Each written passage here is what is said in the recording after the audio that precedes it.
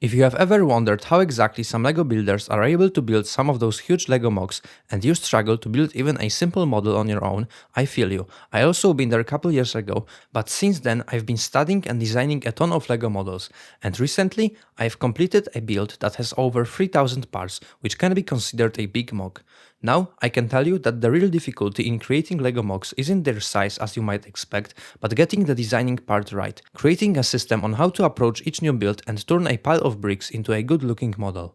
When you have a basic system on how you start and follow up with the build, the size of the model itself has no impact on the difficulty of the build. The only thing it influences is how long you spend working on a single model before moving to the next one. And in this video I will show you my exact system I have developed to reliably build LEGO MOCs no matter your skill or the size of the model you want to design. First step in my workflow is always choosing an idea of what I'm going to build to not waste time wandering around and playing with bricks without a plan. Then I always look for some good reference photos like a blueprint style images and use them on the website I found, where you upload the image, and this website lets you easily see and calculate the scale and exact dimensions of the whole build using the size of just one part. It lets you, for example, see how wide should your model be if it will be 30 stats long, or how big should it be if some particular part needs to be 4 stats to be easily recreated in LEGO. Then, when I have the dimensions, I start building by creating a frame of the model made out of plates but in the right size.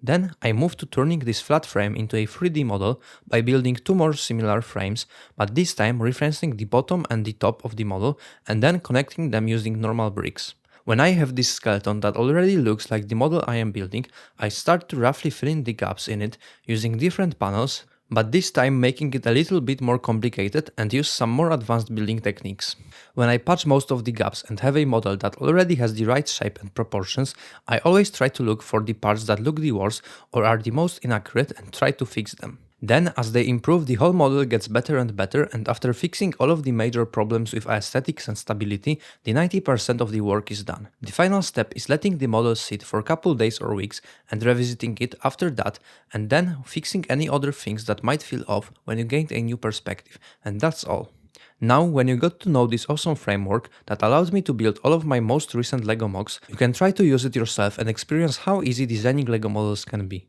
That would be all for this video, and if you liked it, you can subscribe to my channel for more content like this one, or you can follow me on Instagram to see more of my work. The link is in the description.